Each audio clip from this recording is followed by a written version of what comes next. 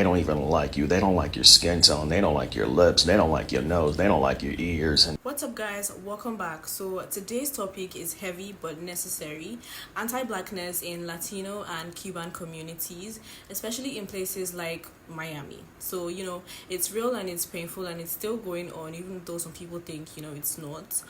But thanks to those who shared stories or footage, please hit that like and subscribe button, and let's get into it. even like the Afro Latins that come from other countries, they don't even like black people in America. So it is weird.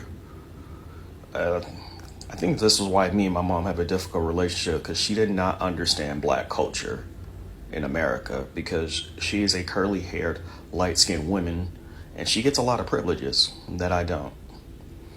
But yeah, there's a lot of anti blackness in the Latin communities. I mean, go look at like the history of Argentina and wonder why there's no black people in that country.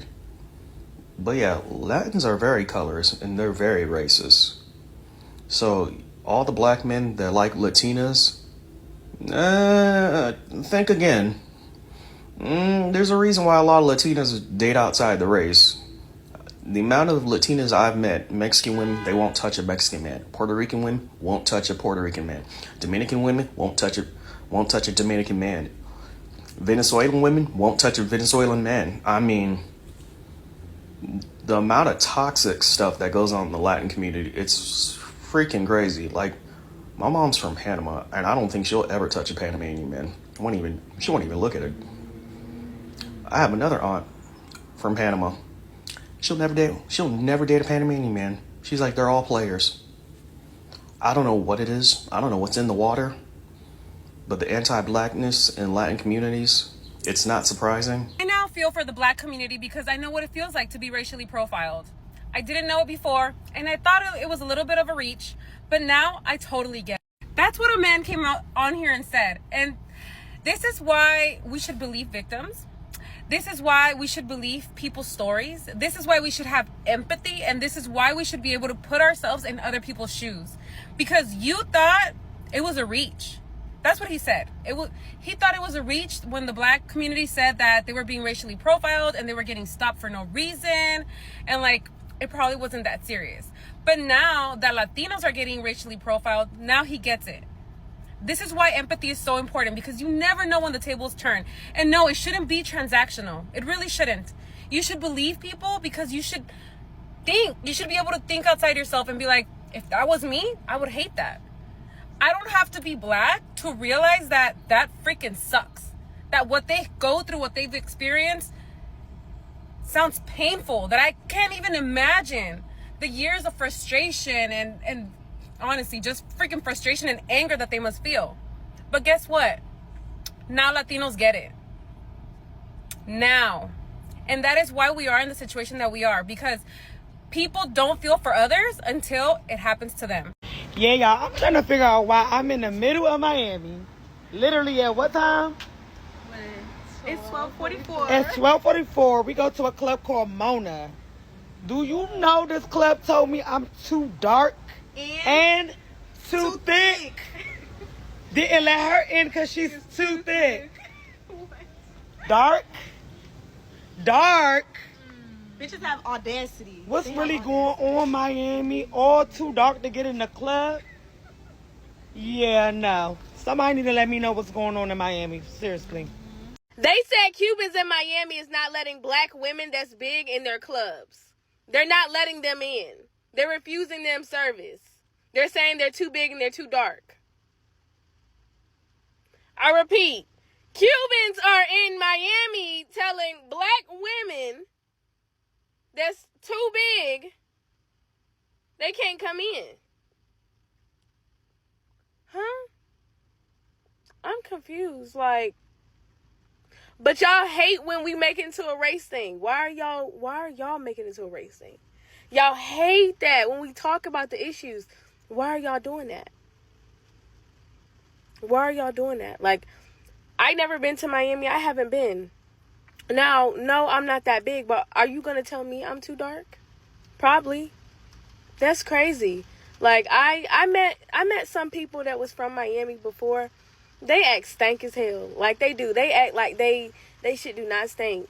Like they better than everybody.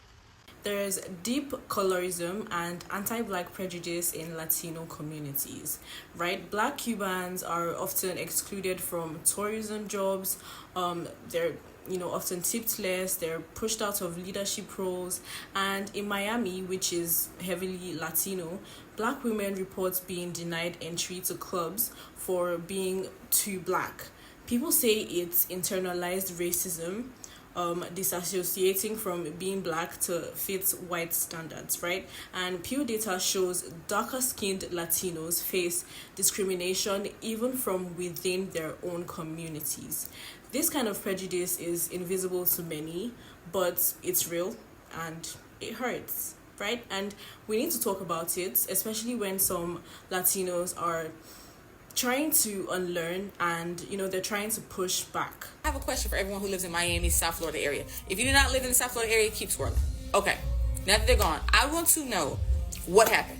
Why do the Cubans and Colombians here hate the blacks so much and make it blatant obvious? Like, I do not understand. When I'm in Cali, different Latinos, but me and the Mexicans, great. New York, Puerto Ricans, Dominicans, blacks, great. In South Florida, oh my God, the Cubans and Colombians go out their way to be rude, nasty, and racist to us, and I don't understand it. And of course, I'm not saying all. Don't ever get it confused. I'm never saying all. I have some really close friends that are Cuban, love them to death.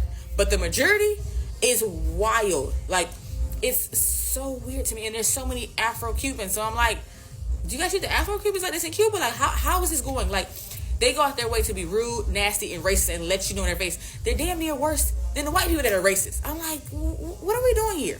Like, I have a homegirl, love her down. She's Cuban. She looks more like a lighter complexion Cuban, but she has like 4C hair. And she even tells me how hard it is for her family. Like, oh my God, it's embarrassing. Straighten. And I'm like, why? But like the other day, I was staying like an hour away from my house in South Florida, so I decided to get a hotel because I didn't feel like driving an hour was going to be at night. Guy at the front desk, so rude, nasty to me. Check-in's at 3. It's like $2.50. I see a Latino woman in front of me check in, and after me, let somebody check in. Nope, you better wait. Blah, blah, blah, blah, blah. And you can't lay on the couch. You can't do this on the couch.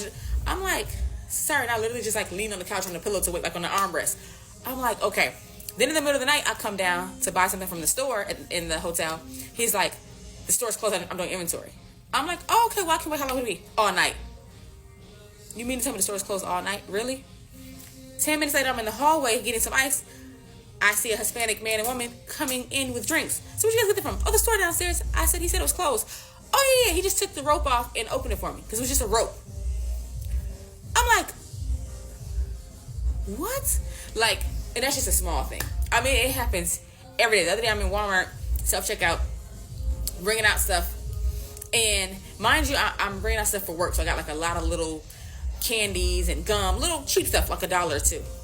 And the lady's watching me. I can feel her burning into my back. Mind you, it's like eight self-checkout. She doesn't think anybody else. I'm the only black person there, though. Next thing I know, she runs to the door. I want to check your bag. I said, no, why? Let me check. So she's trying to count every little thing. And I have like 30 little things. All of them are $2 or less. She's counting. I think you missed one. I'm like, nope, it's right here. And then I did 2 separate transactions, so I know she's pissed now. But I'm like, and then another lady comes to the door, another Spanish lady, and she's like, no, you're not doing this to her. You guys kill me every time I come in the store. You guys treat black people bad. My baby's father is black. We're not doing this. And they start arguing in Spanish. So I appreciate her standing up for me, but why do you have to? Mind you, it's a lady to the right of me, a Hispanic lady.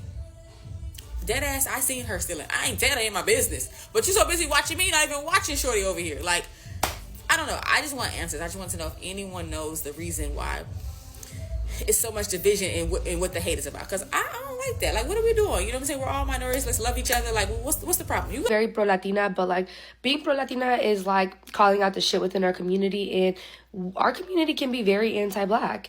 This is a perfect example, and this is why I don't blame black women for only wanting to date black men, because it's like they're like put in these like horrible situations.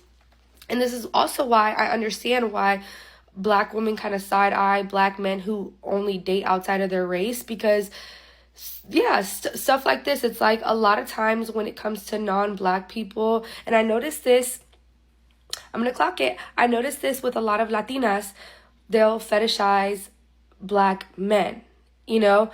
It's like those types of Latinas that like say the N-word all the time and specifically only date black men and get box braids. You know what I'm talking about? But it's like, in the same breath, you do all that and then they're anti-black or they don't call out the racism in their family and stuff like that. Like, it's just so, I don't know. And I'm not saying that like black people can't be prejudiced towards Latino, that doesn't happen.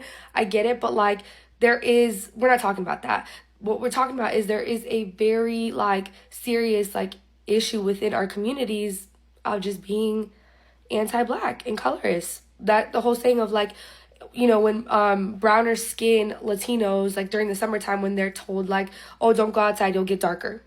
Huh? Or hay que mejorar la raza. Huh? Or güeritos más bonitos. Huh? For those of you that are saying Miami is not racist, let me break down what I've been through so you can understand that Miami is not overtly racist. It's a little bit more hidden and harder to see. So, I was once hired to be an atmosphere model for Mr. Jones. I was paid $1,000 to go to this club, sit down, be at this event, look cute, and leave. Now, in the room, I was one of 3 black women in a space that had maybe 500 people. So we were there to meet the quota, the right ratio of black women that was okay for that night. Now, I was getting paid. I was not really part of the event. I was just there. About 2 weeks later, I met with a promoter and he's like, hey, let's hang out. And then afterwards, we're going to go out to the club, blah, blah, blah. I was outside at the time. I said, all right, cool. So I'm with myself and another one of my girls. We pull up to Mr. Jones and I see him talking back and forth with the promoter. I'm really cool with him. And he comes back and he's like, yeah, he said there's too many black girls in our crew. So outside of myself, there was about 5 other black women I didn't know, but they were attractive black women, different sizes, different complexions, etc. We were denied entry. Okay, so this is the part of Miami where I say, I'm the same person that was paid to be in the establishment to meet a requirement of people that was turned away weeks later because there was too many black people in my crew. Now, Mr. Jones is one of those spaces where if you go on their page at the time, this is about a year ago or 2, you saw white and Hispanic women and you saw black men that as long as they were famous, that was fine. That is what happens in a lot of clubs in Miami, especially South Beach, especially affluent clubs, especially clubs that are not necessarily catering to a black crowd. They may have a black night. You know what night to go to live. You know what night to go to certain clubs to see your people, to hear your music. Now, some people are like, it's not a big deal. And some people say that's a big deal because this is 2025. But hey. Such a strange feeling being a dark-skinned Latina because sometimes I'm Dominican, right? Sometimes I have a hard time connecting with my culture because there are a lot of things that my culture does that I don't agree with and that I take offense to as a woman of color. So today, for example, I was at work and I was talking to a coworker that doesn't really know me well or whatever about relationships and stuff like that. He's a fair tone Dominican, so he looks more Spaniard. We all know Dominicans come in different shades and stuff like that. My whole life, I just have never been attracted to Latino men. I've always dated black men, so Africans, Haitians, Jamaicans, like that's just what I'm naturally attracted to. And so I stated that, and he responded and said, oh, maybe if I lower my pants and drag them down with my ass showing, maybe then you'll like me. What is that even supposed to mean? Like, what are you implying when it comes to black people? There has also been moments where I'm with another like fair tone Dominican, and I remember one time I went to BJ's, and when we got there, she said, oh my God, there's so many black people around. I was like, what are you talking about? When I hear stuff like that, when I hear Dominicans say stuff like that, or even just any Latino country, like person, whatever, say that, like, it really pisses me the fuck off. I really hate this narrative that some Latino people look at Black people this way, like there isn't Black excellence and luxury classy people, classy Black people, all of the above, and they just look at them like this ghetto trash, when I know that's not true. It's not true, and it really upsets me. And obviously I am of color, so I identify, I relate, and I connect more with Black people because I know what it's like to be made fun of for my complexion. That happened my whole childhood, where I got made fun of because of my complexion, and I hated that. I hated getting tanned before. I would hide under the tree and I'll be like, I don't want to get tanned, and now thank God I love my complexion. But literally it's comments like that as to why I'm just don't connect with the Latino culture. I don't get it. It's also so frustrating because I've had Black people tell me, oh, you want to be Black so bad. And I also have had the more like fair tone Latinos tell me, oh, you're not a real Latina. So I feel like there's no middle ground for us dark-skinned Latina women, and it's so frustrating. I grew up hearing freaking racist remarks made towards Black people, and I heard it often, and I know so many other people did. And not only is it about anti-Blackness, it's also about internalized racism that some Latinos, including myself when I was a child, felt the need to be white because I saw white people being treated better. And in my mind, I'm like, well, if I'm white, or if I consider myself white, or if I tell people that I'm white, then I am going to be treated better. I didn't understand as a child why I even felt that, but we are socialized as a society to want that unless you break out of the freaking matrix and you realize, oh my gosh, we're all being oppressed by the same freaking systems. So for us to have division and for there to be anti-Blackness in our community is not helping anyone. One, it's just wrong. But two, it's only further perpetuating the oppression that already exists in our freaking society.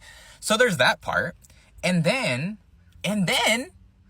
there's this whole dismissal of Afro-Latinos because Afro-Latinos exist, yet sometimes are classified as not Latino, when in reality, they are Latinos, Afro-Latinos.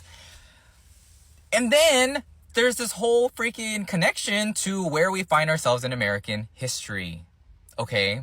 And the fact that many people, many Latinos, Latino men in particular, did not want to vote for a black and Asian, but a Black woman, okay? And then there's the intersection of machismo, internalized racism, anti-Blackness, and all of it contributing, again, to the further perpetuation of oppression of our communities. That's what I need people to understand. When there's division between our two communities, that is purposeful, okay? Because these systems, these people in power want us to be infighting, when in reality, there's a lot more that we have in common.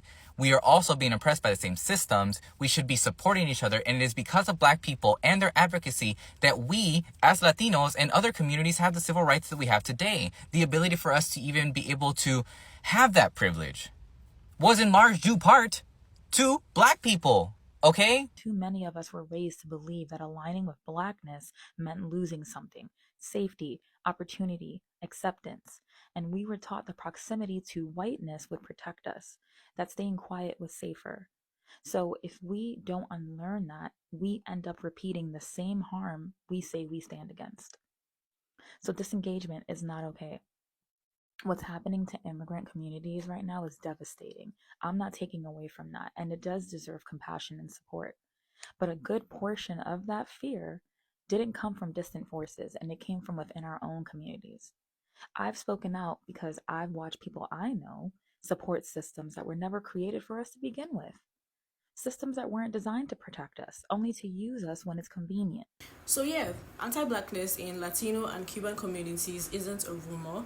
It's lived reality, right? From jobs to clubs to family dynamics. It's something we need to call out, not hide, right? Because healing starts with honesty. Anyways, don't forget to like, don't forget to comment and subscribe. Also, this video is for educational and commentary purposes only. Okay? So, as usual, thanks so much for watching. Thank you so much for tapping in when you saw this video, and I'll see you on my next one.